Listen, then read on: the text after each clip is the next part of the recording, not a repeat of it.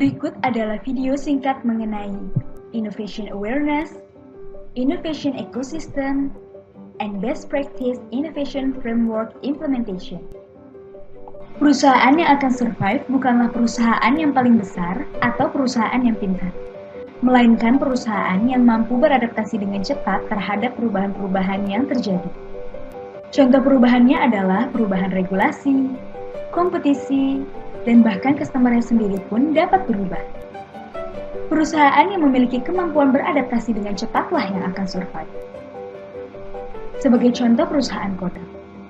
Perusahaan tersebut merupakan perusahaan besar dan sudah lama beroperasi.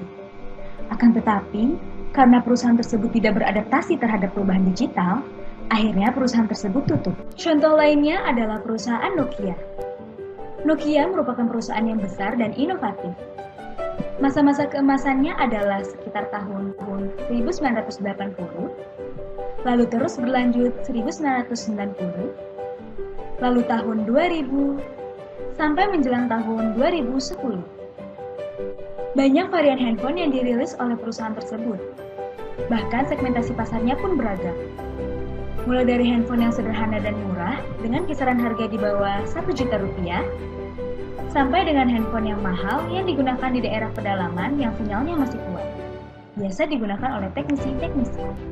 Namun pada akhirnya, Nokia pun runtuh. Bukan karena tidak inovatif, akan tetapi kreasi dan inovasi produk yang dilakukannya tidak relevan.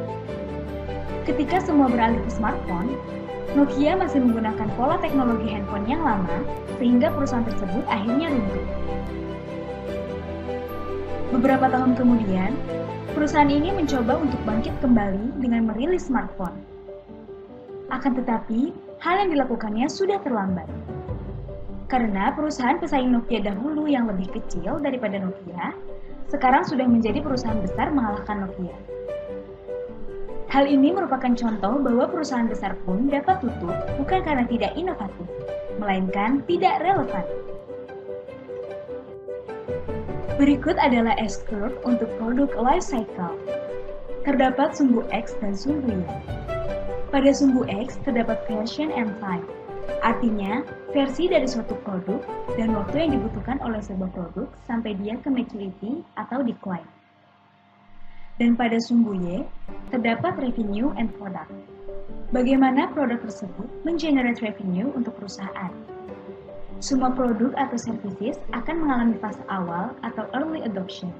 Jadi, bagaimana pasar menerima atau tidak produk tersebut? Jika respon pasar baik, dia akan pelan-pelan tumbuh. Namun, tumbuhnya pun ada masanya, sampai pada satu titik yang kita sebut maturity point. Titik ini memiliki makna di mana produk sudah mulai matang, namun kita tetap harus berhati-hati. Karena hal ini merupakan indikasi untuk bersiap menerima kenyataan bahwa produk ini sudah stagnan dan daya pasar sudah melemah. Sehingga pelan-pelan akan menurun menuju titik plateau atau decline. Ketika mulai turun produk tersebut, maka di sini muncul ruang jendela inovasi atau innovation window, di mana seharusnya sebuah produk sebelum mencapai titik kematangan atau maturity point, perusahaan produk tersebut sudah melakukan inovasi seperti halnya kira-kira harus mengeluarkan versi seperti apa untuk produknya dan melakukan analisa untuk segmentasi produknya. Sehingga ketika produk dari titik maturity perlahan menurun menuju titik decline, maka produk barunya sudah siap untuk launching dan masuk ke fase early adoption. Lalu kemudian perlahan tumbuh kembali, lalu naik menuju titik maturity atau menuju titik decline, dan kembali ke ruang inovasi. Hal tersebut terus-menerus terjadi. Inilah siklus yang terjadi pada sebuah produk. Dapat kita lihat bahwa inovasi sangat diharuskan untuk perusahaan agar bisa survive, sehingga perusahaan tersebut dapat bertahan. Terdapat 3 hal yang disampaikan oleh pebisnis dan juga seorang analis asal Belanda yang bernama Arie de Geus dengan judul Only Paranoid Will Survive. Yang pertama adalah usia rata-rata perusahaan yang termasuk dalam Fortune 500 dari lahir sampai mati hanya 40-50 tahun. Penelitian juga menemukan perusahaan yang berusia lebih dari 200 tahun. Kedua, kebanyakan korporasi mati prematur, sebagian besar sebelum ulang tahunnya yang ke-50. Ketiga, kebanyakan kematian disebabkan oleh ketidakmampuan untuk belajar. Mereka tidak mampu beradaptasi dan berubah seiring perubahan dunia di sekitarnya. Terdapat 3 model framework inovasi. 1. Institut Inovasi. Untuk mengembangkan potensi karyawan dalam berinovasi yang berujung pada terciptanya budaya inovasi. Ekosistem hampir sepenuhnya dilakukan dengan sumber daya internal. 2. Co-creation. Perusahaan bekerja sama dengan pihak eksternal atau startup untuk pengembangan inovasi. Proses ini akan lebih efisien dari sisi produk atau servis, tapi menjadi tidak efektif untuk pengembangan kompetensi karyawan dalam berinovasi. 3. Inovasi terbuka. Perusahaan membuka akses seluas-luasnya terhadap pihak eksternal untuk menggunakan research perusahaan dalam pengembangan inovasinya. Proses inovasi bisa lebih cepat, namun tidak terciptanya budaya inovasi perusahaan. Terdapat strategi inovasi yang terdiri dari tesis inovasi, yaitu bagaimana perusahaan memandang ke depan mengenai perusahaannya, dan portofolio inovasi, yaitu proyek-proyek yang akan dilakukan oleh perusahaan. Lalu dihipotesis ke implementasi inovasi, di mana produk dipelajari, dibuat, diuji, dan diiterasi. Kemudian produk tersebut dieksperimen ke user. Setelah itu, user mengiterasi kembali ke implementasi inovasi. Lalu data tersebut menuju manajemen inovasi, yang terdiri dari framework inovasi dan accounting inovasi.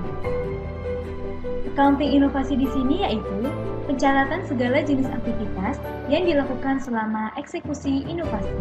Di sini, kami berikan contoh best practices di salah satu perusahaan, yaitu Astra Honda Motor.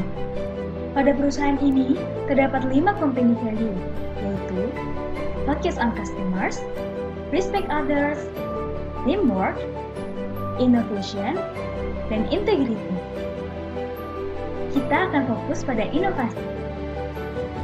Inovasi sangatlah penting pada value perusahaan, karena merupakan bentuk support perusahaan terhadap aktivitas inovasi yang menjadi modal yang sangat besar bagi perusahaan. Penanaman inovasi value pada perusahaan ini ialah ketika karyawan yang baru masuk diinduksi dengan inovasi melalui training, sehingga dalam bekerja ada program-program inovasi yang sudah ada. Jadi, inovasi harus mendarah daging dalam diri karyawan. Innovation value adalah selalu kreatif dalam menciptakan ide, mencari peluang perubahan atau terobosan, dan mengeksekusinya menjadi tindakan yang memberikan nilai tambah yang berlipat. Perilaku kunci dari innovation value adalah yang pertama ialah mengidentifikasi peluang perubahan atau terobosan yang memberikan nilai tambah. Yang kedua ialah menciptakan ide kreatif atau fresh thinking dan mengeksekusinya menjadi tindakan, sehingga memberikan nilai tambah yang berlipat. Dalam innovation value, terdapat perilaku terpuji dan perilaku tidak terpuji. Perilaku terpuji dari innovation value adalah mencari inspirasi dari berbagai sumber untuk memunculkan ide kreatif, terbuka terhadap perubahan, peka terhadap kebutuhan akan perubahan, berani mengemukakan ide-ide baru yang memberikan nilai tambah yang berlipat, mengimplementasikan ide-ide baru melalui program inovasi perusahaan. Perilaku tidak terpuji dari innovation value adalah mengabaikan proses kerja lain yang terkait dengan area kerjanya, membatasi diri untuk belajar hal-hal baru, berpuas diri terhadap kondisi saat ini, menghadapi masalah dan tantangan sebagai hambatan, dan melakukan perubahan yang tidak sejalan dengan tujuan organisasi. Selanjutnya ialah contoh best practice dari framework inovasi. Perusahaan Astra Honda Motor atau AHM memiliki 4 aktivitas utama, yaitu competition, training, mentoring, dan monitoring. Pada aktivitas competition, AHMIC membuat dan mengelola sistem kompetisi yang baik dan terstruktur sebagai sarana interaksi, berbagi, dan belajar. Sedangkan pimpinan kerja mendorong karyawan yang ada di bawahnya untuk mendaftarkan proyek improvement ke bagian AHMIC. Pada aktivitas training, HMIC menyusun dan memberikan pengetahuan pendukung aktivitas-aktivitas improvement dan innovation kepada seluruh karyawan. Sedangkan pimpinan kerja mendaftarkan staf yang akan diikutsertakan dalam training improvement ke bagian AHMIC. Pada aktivitas mentoring, AHMIC memberikan pendampingan dalam setiap prosesi dan langkah pembuatan laporan project-project improvement atau innovation. Sedangkan pimpinan kerja memberikan dukungan dan pendampingan kepada tim yang ada di bawahnya saat melakukan project improvement. Pada aktivitas monitoring, AHMIC menjaga tingkat keaktifan karyawan dalam kegiatan improvement atau innovation. Sedangkan pimpinan kerja melakukan monitoring jumlah karyawan aktif dan jumlah improvement yang ada di bawahnya, dan bersama AHMIC melakukan program peningkatan improvement. Selanjutnya ialah kategori dan lingkup project improvement pada perusahaan Astra Honda Motor yang disebut dengan playground. Pada level operasional, terdapat 3 playground, yaitu Idea Proposal atau IP, Quality Control Circle atau QCC, dan Quality Circle for Management atau QCM. Idea Proposal.